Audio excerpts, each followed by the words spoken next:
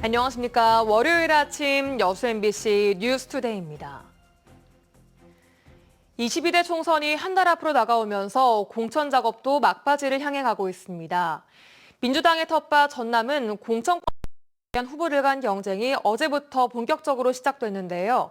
전국적으로 친이재명계 후보들이 강세를 보이고 있는데 이 여파가 지역까지 이어질지 관심입니다. 최황지 기자의 보도입니다. 현역인 소병철 의원이 불출마를 선언하며 민주당 전략지역구로 지정된 순천 광양 곡성 구례갑. 손은모 김문수 후보의 2인 경선이 내일까지 진행됩니다. 손 후보는 10년간 지역 변호사로 활동하며 다진 조직력을 강점으로 내세우고 있고 김 후보는 이재명 당대표 특보 역할을 강조하며 친명계임을 부각하고 있습니다. 지난 10년 동안 순천 시민들과 함께 고민하고 아픔과 슬픔을 같이 해왔습니다. 2017년과 22년 이재명 대통령 후보 시절 비서실 등에서 일하며 인연을 맺었습니다. 고흥보성 장흥 강진 지역구도 김승남, 문금주 후보 간 경선이 시작됐습니다. 최근 이 지역구는 경선 탈락자들의 이합 집산으로 경쟁이 고조되고 있습니다.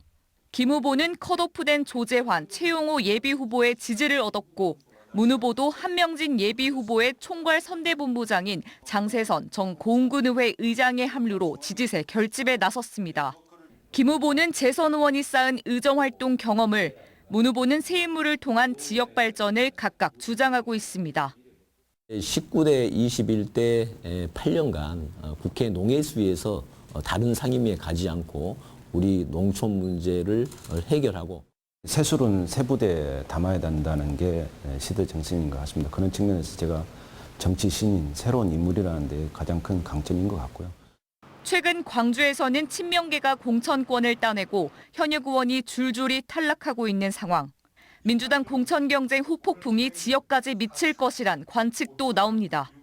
과거에 이제 비명 노선을 걷고 또 이낙연과 함께했고 또는 뭔가 당대표를 상대로 좀 비판적인 얘기 해왔던 사람들이 지금 다 물갈이 되고 있는 상황이에요. 여수 갑과 여수 을은 오늘부터 사흘간 경선을 치릅니다. 이번 경선은 권리당원 투표 50%, 일반 시민 투표 50%를 반영하는 국민 참여 방식으로 진행됩니다. MBC 뉴스 최황지입니다. 더불어민주당 선거관리위원회는 경선 기간 중에 금지된 행위를 한 나주시 화순군 선거구 신정훈 예비후보에게 경고를 의결했다고 밝혔습니다. 신정훈 예비후보는 권리당원에게 경선 여론조사에서 권리당원과 일반 시민 자격으로 각각 투표하는 이른바 이중투표를 하도록 유도했다는 의혹을 받았습니다. 민주당은 앞서 같은 의혹이 제기된 목포 선거구 배종호 예비후보에게도 경고 처분을 내린 바 있습니다. 최근 전기차 보조금 액수가 공개되면서 차량 구매를 고민하는 분들이 많을 텐데요.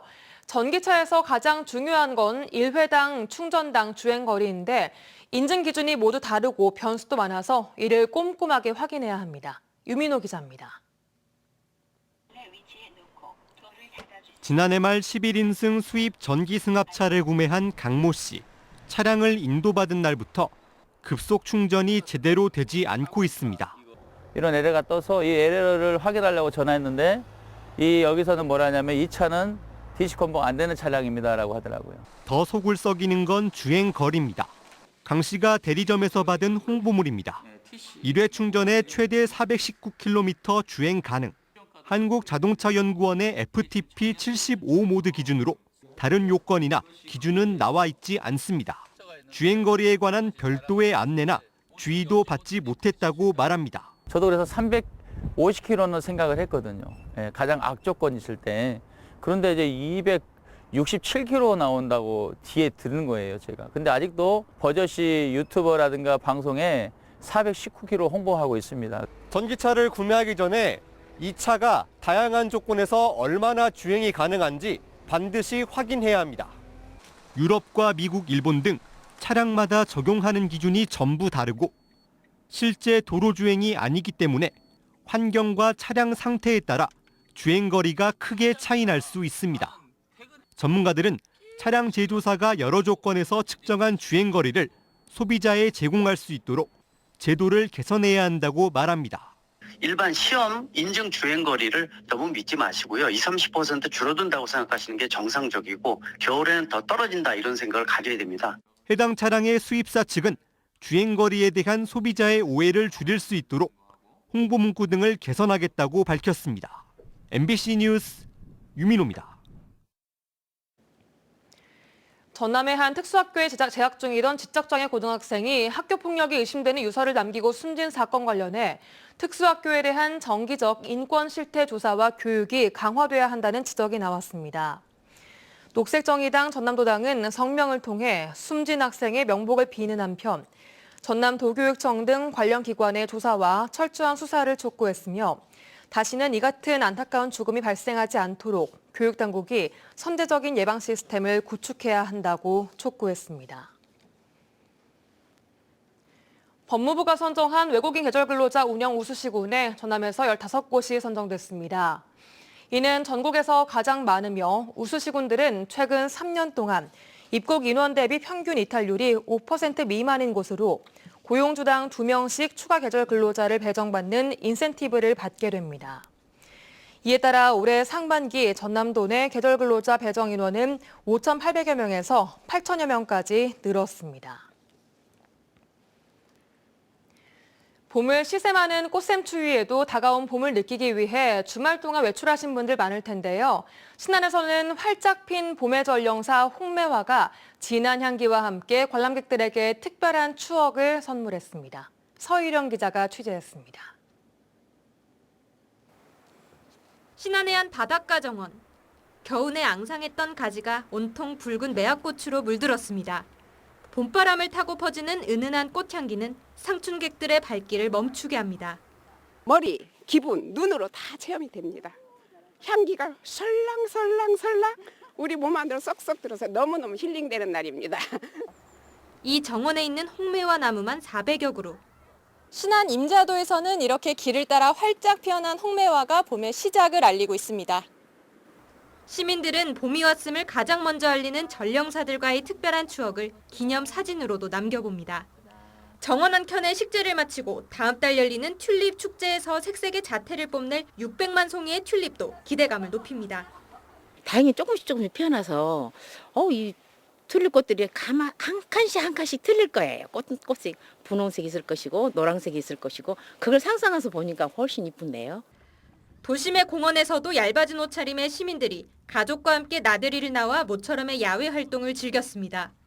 기상청은 이번 주 광주 전남 대부분 오전에는 다소 쌀쌀한 날씨를 보이겠지만 차차 기온이 높아져 목요일쯤 완연한 봄 날씨가 찾아올 것으로 전망했습니다.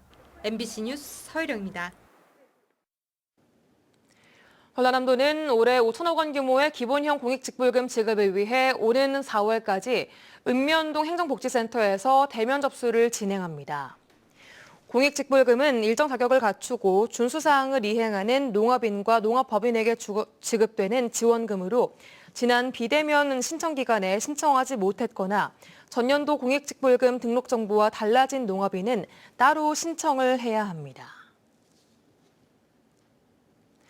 전라남도가 산림청이 주관하는 어린이 이용시설 목조화 사업 공모에 순천과 광양에 있는 어린이집 3곳이 최종 선정됐다고 밝혔습니다. 순천의 꼬마화가 어린이집과 꿈의 땅 어린이집, 광양의 파랑새 어린이집 등 3곳은 국비 5천만 원과 시 군비 등을 지원받아 실내 벽면과 복도를 친환경 목재로 조성하게 됩니다. 지난해 전남 지역의 어린이집 3곳이 이 사업으로 실내 환경을 개선했으며 영유아와 학부모에게 큰 호응을 얻었습니다.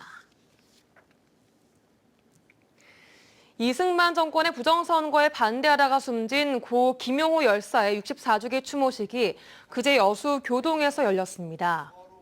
여수 민주화운동 계승사업회와 여수 YMCA가 주최한 이번 추모식에서는 고 김용호 열사의 유가족과 시민 등 50여 명이 참석했고 추모시 낭송과 공연 등의 행사도 마련됐습니다. 한편 여수시와 여수시의회는 잊혀져 있던 열사들의 명예회복을 위해 고 김용호 열사를 비롯해 지역의 민주 열사들에게 재조명될 수 있도록 민주화운동 계승 사업을 추진하고 있습니다.